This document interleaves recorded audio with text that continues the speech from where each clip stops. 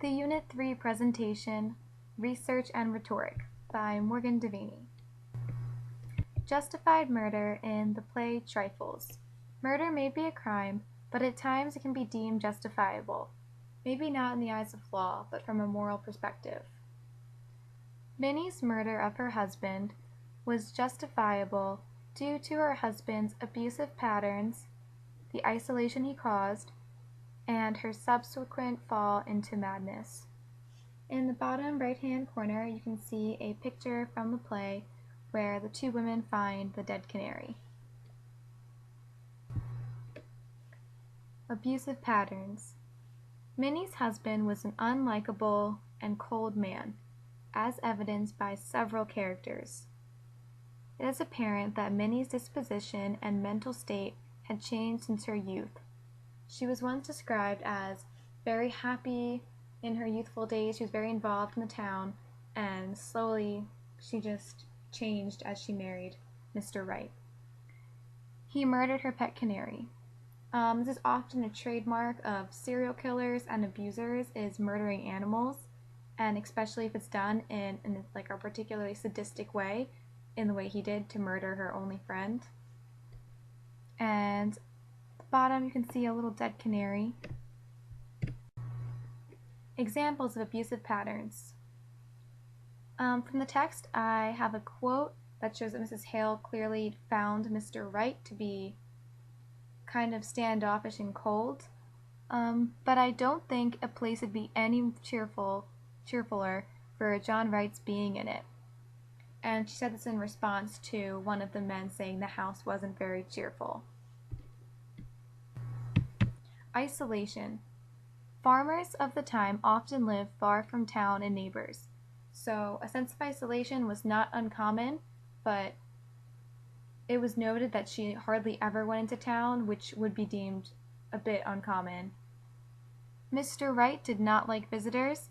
It was said that he made them feel unwelcome, and he made it very clear he did not want them there, and eventually they stopped coming, which created a real sense of isolation for Minnie. Minnie used to be very involved in the church and other activities. I mentioned that earlier. She was very involved in her community, and after marrying Mr. Wright, she slowly just became more isolated from them, which is also a trademark of abusers, is isolating you from friends and family. Her pet canary was her only source of joy, as it was the only friend she had left. After her friends stopped visiting her, she was alone all the time. They had no children, and she bought a pet canary which would sing to her and keep her company throughout the day. After killing her canary, Minnie lost her last shred of happiness in life. It's presumed that that canary was the one thing that gave her joy in life, and when he killed her canary, he took that away from her. Examples of isolation. Here I'm going to insert the quote about Minnie as a youth being involved, and not quite there yet. Temporary insanity. After a life of isolation, Mrs. Wright may have begun to lose her mind. The state she was found in seemed manic. She did not seem very remorseful when found, but she did seem to be out of sorts, and her thought processes throughout the play were a bit off, like the way she requested for an apron when she was in prison. I don't know, she didn't really have a very logical thinking pattern. By killing her beloved pet, Mr. Wright most likely caused a mental breakdown. The strength it took to strangle him was described as unproportional for such a frail little old lady. So I believe that it was the rage and pure adrenaline, which shows she may have temporarily lost her mind. In the bottom corner, you see a noose, much like the one she used to strangle him in his sleep. Examples of temporary insanity in the text.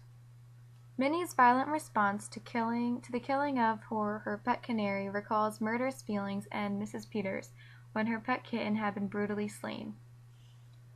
This is from a critical article review, and it's an excerpt talking about how Mrs. Peters ended up relating to Minnie and almost understanding her motives.